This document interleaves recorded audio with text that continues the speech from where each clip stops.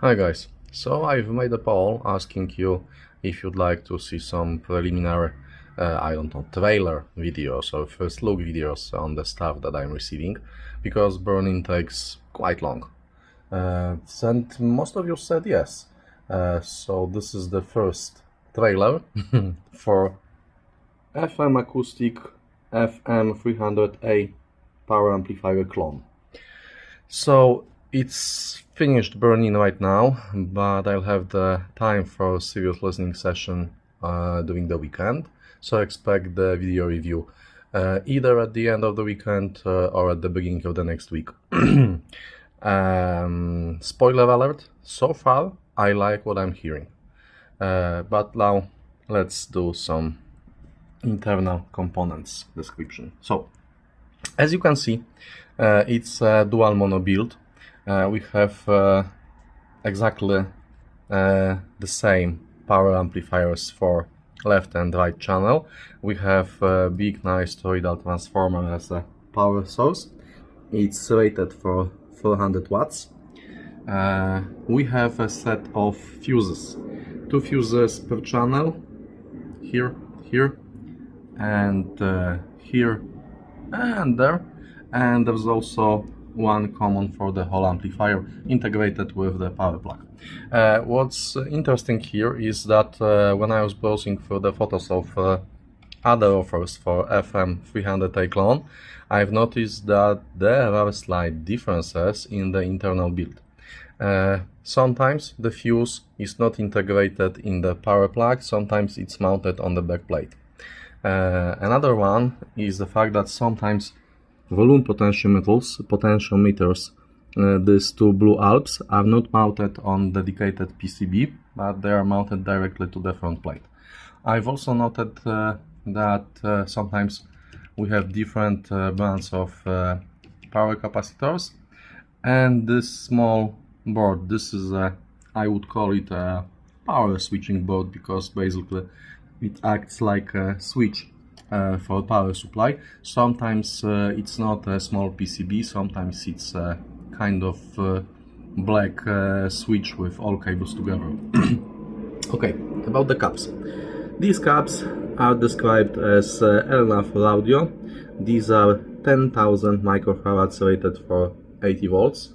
So we have 40,000 microfarads here, and we have 40,000 microfarads here for another channel. The power transistors are located here, and as you can see, the type markings had been removed from the top of the transistors here, which is a funny thing in my opinion, because the description of the sale offer has these types listed. What else? During the burn-in, it was running constantly for 10 days, 24 hours, 7 days a week on. And to my surprise, it was quite cool. I mean, I've checked the temperature with my laser thermometer, and it said that it's 39 degrees centigrade at most on tops of power transistors, and right next to them on the, I wouldn't call it radiator because it's just a piece of aluminium here. It doesn't have any fins, but it was running very, very cool. At the same time, it's really powerful. As you can see, for my burning process, it was set up like on the position, on the second position in the scale of 10, I think. So both volume pots were set quite low, and it was quite loud. What else? It has. I've accidentally switched off the recording, so we're back after the short break. When I was just saying that it was running quite cool. I've checked the temperature with my laser thermometer, and it was 39 degrees centigrade at most when measured on top of the power transistors. So it's really, really cool. it means that the bias current for the transistors is set up to quite low level.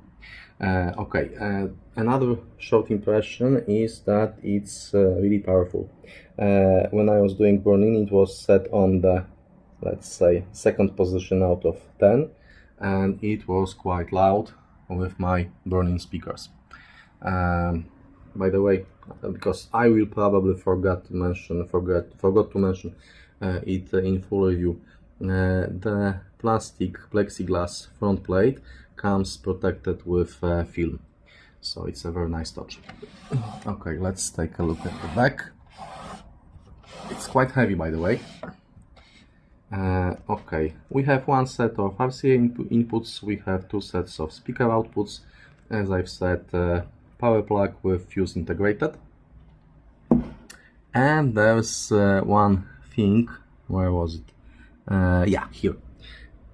That most of you are asking me about in the comments, at least you did for the previous reviews for amplifiers. The input voltage. This is a European version, but as you can see, the input voltage can be between 220 and 240 volts, and it's completely fine. You're always asking me if there is some kind of humming noise from the transformer, and this one, as others, is dead silent. No humming noise whatsoever. As I've said, we have two volume pods, Blue Alps, for both channels. I'm not a fan of having two volume setups because it's always hard to get the balance right. We have some nice VMAs here. All in all, I really like the build. I really like the quality of the components, and I like the sound that I've heard so far during burn-in. I'm still ahead of the listening session, so stay tuned for full review, and see you next time.